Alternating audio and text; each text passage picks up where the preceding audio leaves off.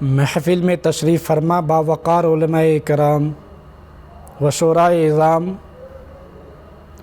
و طالب علوم نبویہ، میرے دوستوں، بزرگوں اور سامعین کرام، السلام علیکم ورحمۃ اللہ تعالی وبرکاتہ۔ الحمد للہ رب العالمین والصلاة والسلام علی سید المرسلین وعلى آلہ واصحابہ اجمعین۔ فقد قال اللہ تبارک وتعالی فی القرآن المجید والفرقان الحمید: ولا تقولوا لمن يقتل في سبيل الله اموات بل احیاء ولكن لا تشعرون۔ صدق اللہ۔ میرے دوستوں، بزرگوں، نوجوانوں اور باوقار علماء کرام،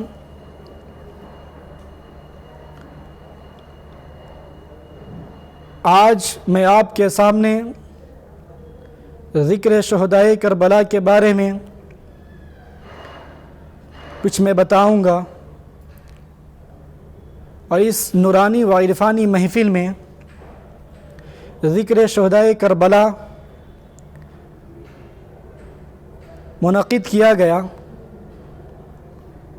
انشاءاللہ میں آپ کے سامنے امام حسین کی داستاں اور امام حسین کا طریقہ، اور اس کے علاوہ آج کے دور میں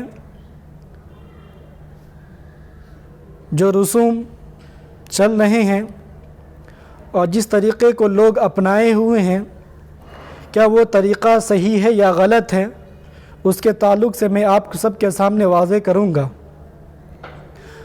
اللہ تبارک و تعالی قرآن میں ارشاد فرماتا ہے، جو میں نے اپنے خطبہ کے درمیان ایک آیت کی تلاوت کی۔ اللہ تبارک و تعالی قرآن مجید میں ارشاد فرماتا ہے: وَلَا تَقُولُوا لِمَن يُقْتَلُ فِي سَبِيلِ اللَّهِ أَمْوَاتٌ بَلْ أَحْيَاءٌ وَلَكِن لَا تَشْعُرُونَ۔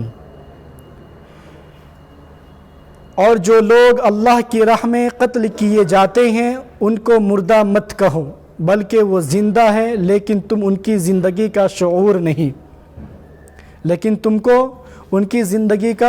شعور نہیں، میرے دوستوں، بزرگوں، نوجوانوں اور ساتھیوں، آئیے اپنی تقریر کو آگے بڑھانے سے پہلے میں کچھ اشعار، کچھ منقبت امام حسین کی بارگاہ میں پیش کروں۔ شاعر نے کیا ہی خوب کہا: ایسا کیا حسین نے سجدہ نماز میں، ایسا کیا حسین نے سجدہ نماز میں، جیسے جھکا ہو صبر کا کعبہ نماز میں۔ اور شاعر نے کیا ہی خوب کہا: کنکر لہو لہو کہیں پتھر لہو لہو، کنکر لہو لہو کہیں پتھر لہو لہو، میدان کربلا کا ہے منظر لہو لہو۔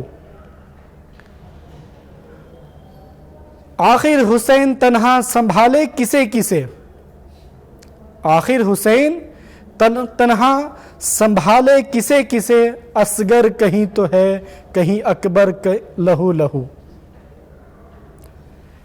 شاعر نے کیا ہی خوب کہا آگے: آخر حسین تنہا سنبھالے کسے کسے، اصغر کہیں تو ہے کہیں اکبر لہو لہو۔ میرے دوستوں، بزرگوں، نوجوانوں اور ساتھیوں، میدان کربلا کا جو واقعہ ہے،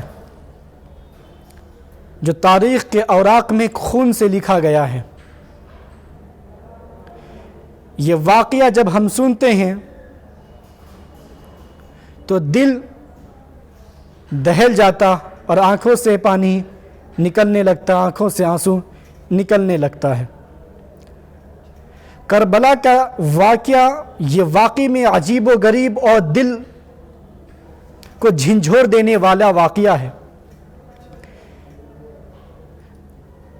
10 محرم 61 ہجری بمطابق 10 اکتوبر 680 عیسوی کو کربلا کا واقعہ پیش آیا تھا۔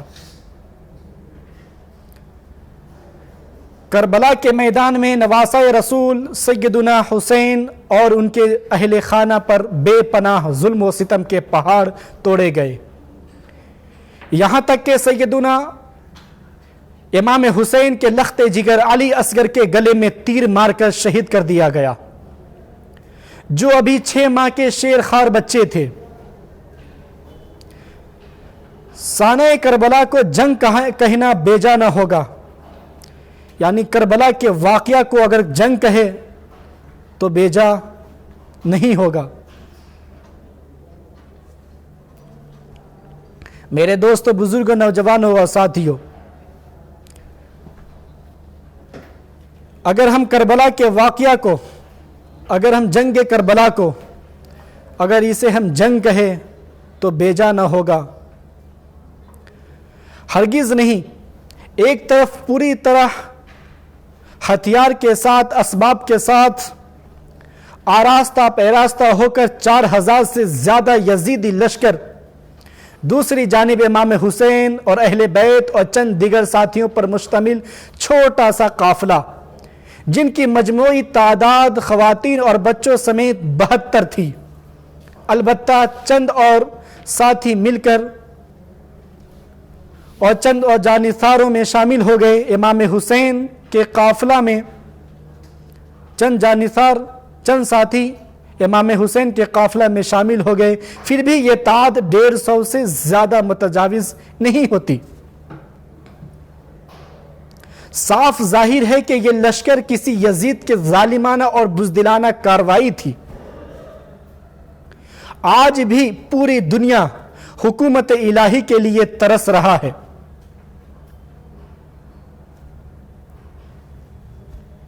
آج بھی پوری دنیا حکومت الہیہ کے لیے ترس رہی ہے۔ نام نہاد مسلم حکومتیں ضرور موجود ہے، مگر اسلامی حکومت اپنی اصل روح کے ساتھ کہیں نہیں ہے۔ امام حسین کی جملہ جد و جہد اور ان کی قربانی اور ان کا شہید ہونا اور قربانی کا مقصد بندوں کی گردن سے بندوں کی من مانی حکومت کا قلادہ اتار کر قرآن کریم اور اسوہ رسول کے عین مطابق نظام کو رائج کرنا تھا۔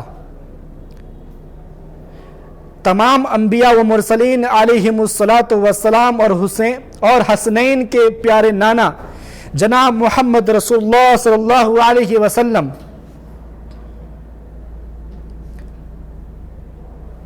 نسب العین یہی تھا کہ نبی کریم صلی اللہ علیہ وسلم نے دور جہالت کی تمام برائیوں اور خباثتوں کو ختم کر کے ایک عادلانہ نظام قائم کیا تھا، جس میں کسی عرب کو کسی عجمی پر، گورے کو کالے پر، امیر کو غریب پر کوئی فوقیت حاصل نہیں تھی۔ ہر ایک کو امام حسین اور اسلام ہر ایک انسان کو ایک راستے پر ان کا لانا مقصد تھا۔ مگر بنو امیہ کے دور میں عہد جہالت کے اندھیرے پھر سے پیر پسارنے لگے تھے۔ اب تو صورتحال یہی بھیانک ہو چکی ہے کہ علامہ اقبال نے عربوں کی اسی ذہنیت پر افسوس کرتے ہوئے کہا تھا، گزشتہ 13 صدیوں سے عرب حکمرانوں نے اسلام کو اپنا ذاتی ملکیت سمجھ رکھا ہے۔ عربوں کے اسلام پر اس سامراجیت نے اسلام اور مسلمان دونوں کو بہت نقصان پہنچایا ہے۔ علامہ اقبال کی دلی خواہش تھی کہ اس زمین کے کسی ایک خطے پر اسلامی نظام قائم کر کے ایک مثالی نمونہ پیش کیا جائے، تاکہ لوگوں پر اسلام کی حقانیت اور اس کے ثمرات واضح ہو سکے۔ میرے دوستوں، بزرگوں، نوجوانوں اور ساتھیوں، شہادت حسین نہ صرف امت مسلمہ بلکہ تمام بنو نوع انسان کے لیے، تمام لوگوں کے لیے، پوری دنیا کے لوگوں کے لیے بہترین مثالی نمونہ ہے کہ باطل اور طاغوتی نظام کے سامنے، ظالم نظام کے سامنے سر کٹا تو جا سکتا ہے، یعنی اپنے سر تو کٹا سکتے ہیں مگر خم نہیں کیا جا سکتا۔ سب سے بڑا درس جو ہمارے لیے واقعہ کربلا میں مضمر ہے وہ یہ ہے کہ اقامت دین کے لیے امام حسین تن من دھن سے کمر بستہ ہونا میرے دوستو، بزرگوں، نوجوانوں، سب سے بڑا درس جو ہمارے لیے واقعہ کربلا میں مضمر ہے وہ یہ ہے کہ اقامت دین کے لیے تن من دھن سے کمر بستہ ہونا اور طاغوتی و ابلیسی نظام کے خلاف سینہ آگے بڑھانا ہمارا اولین فرض ہے کہ سیدنا امام حسین نے اس راہ میں اپنا سب کچھ قربان کر دیا تھا اور شہادت کا عظیم الشان مقام پا کر ہمیشہ کے لیے جاویداں ہو گئے، ہمیشہ کے لیے قربان ہو گئے۔ لیکن اس کی شہادت کو محض سالانہ چند مخصوص ایام کے لیے محدود کرنا، اسلامی تعلیمات کو بالائے طاق رکھ کر خود کو اذیت دینا، کسی تہوار کی طرز پر منانا نہایت ہی افسوسناک ہے۔ شیعہ کے طریقے پر چلنا نہایت ہی افسوسناک ہے۔ واقعہ کربلا پر جتنا رنج و غم کیا جائے اتنا کم ہے، مگر غم کیا جاتا ہے، منایا نہیں جاتا۔ اسلام میں 3 دن سے زیادہ کسی غیر لوگوں 3 دن سے زیادہ غم منانا جائز نہیں ہے، اور کسی بیوی کو اپنے شوہر کی میت پر اس سے زیادہ کی چھوٹ ہے۔ 4 مہینہ 10 دن ایک بیوی اپنے شوہر کی میت پر غم منا سکتا ہے، لیکن عام انسان کے لیے صرف 3 دن سے زیادہ غم منانا جائز نہیں ہے۔ تو پھر ہم کیوں امام حسین کی یاد میں غم منائیں؟ آئیے ہم تمام چیزیں اور تعصبات کو مٹا کر اور متحد ہو کر شہادت حسین رضی اللہ عنہ کے پیغام کو دنیا کے ہر کونے کونے تک پہنچا دیں، کیونکہ حسین وہ مائے ناز ہستی ہے جن سے راہ وفا کو اعتبار ملا ہے۔ میرے دوستوں، بزرگوں، نوجوانوں اور ساتھیوں، امام حسین کی یاد میں ہمیں ذکر و اذکار کرنا ہے، قرآن مجید پڑھنا ہے، ان کی یاد میں تسبیحات پڑھنا ہے، تسبیحات کثرت سے کرنا ہے، لیکن شیعہ کے طریقہ کو نہیں اپنانا ہے۔ اب میں آپ کے سامنے کچھ ایسی باتیں میں پیش کر رہا ہوں جو آج کے مسلمان، نام نہاد مسلمان، صرف نام کے مسلمان اس طریقہ کو اپناتے ہیں جو شیعہ اپناتے ہیں، جو شیعہ کرتے ہیں، بلکہ اس سے بچنا چاہیے۔ میرے دوستو، بزرگ و نوجوانوں، اب میں آپ کے سامنے کچھ ایسے عمل کو پیش کر رہا ہوں جو مسلمان اسے کر رہے ہیں، لیکن اسے کرنا، کتنی باتیں ایسے ہیں جسے کرنا جائز نہیں ہے اور کتنی باتیں ایسی ہیں جسے کرنا جائز ہے۔ محرم کے پہلے 10 دنوں میں کچھ لوگ سیاہ کپڑا پہنتے ہیں، کالا کپڑا پہنتے ہیں، تو اس کا مسئلہ یہ ہے کہ محرم کے پہلے 10 دنوں میں سیاہ یعنی کالا کپڑا، سبز یعنی ہرا کپڑا اور سرخ یعنی لال کپڑا پہننا، اس سے بچنا چاہیے۔ بلکہ امام حسین کی یاد میں لال کپڑا پہننا اور کالا کپڑا پہننا یہ جائز نہیں ہے۔ اس کے علاوہ اس مہینے میں کچھ لوگ تعزیہ بناتے ہیں، تو اس مہینے میں تعزیہ بنانا، ماتم کرنا، گھوڑا نکالنا، سینہ پیٹنا اور رونا، گر گرانا یا نوحہ کرنا یا نوحہ سننا اور پڑھنا یہ بالکل حرام ہے، کیونکہ حضور صلی اللہ علیہ وسلم نے اس سے سختی سے منع فرمایا ہے۔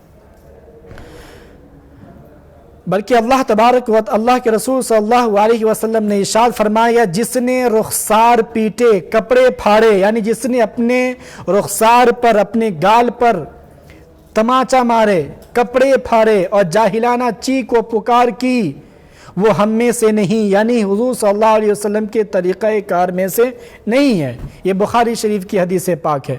یعنی نوحہ کرنے، نوحہ معنی غم کرنے، ماتم منانے اور سننے والی عورتوں پر بھی لعنت ہے، یہ حدیث پاک بھی ہے۔ اس کے علاوہ میں نے آپ کو یہ مسئلہ بتا دیا تھا کہ کسی میت پر 3 دنوں سے زیادہ سوگ کرنا، غم منانا جائز نہیں ہے، سوائے بیوہ عورت کے۔ وہ شوہر کی وفات پر 4 ماہ یعنی 4 مہینہ 10 دن سوگ کریں، اس کے زیادہ عورت کے لیے بھی جائز نہیں ہے۔ یہ مسلم شریف کی حدیث پاک ہے۔ لیکن کچھ لوگ یہ بھی کہتے ہیں کہ محرم کے مہینے میں نکاح کرنا، شادی کرنا، منگنی کرنا یہ جائز نہیں ہے۔ میرے دوستو، بزرگ و نوجوانوں، اس میں نکاح کرنا جائز ہے۔ یہ عوامی بات ہے کہ عاشورہ کے دن پانی کم استعمال کریں، نہایا نہ جائے، یہ بات غلط ہے، نکاح نہ کیا جائے، منگنی نہ کیا جائے، یہ بالکل غلط ہے۔ شیعہ کے مجالس محرم اور ماتم پر بغرض ثواب یا صرف اس کا تماشا دیکھنے کے لیے جانا حرام ہے، کیونکہ جو کام ناجائز ہے اسے تماشے کے طور پر دیکھنا بھی ناجائز ہے۔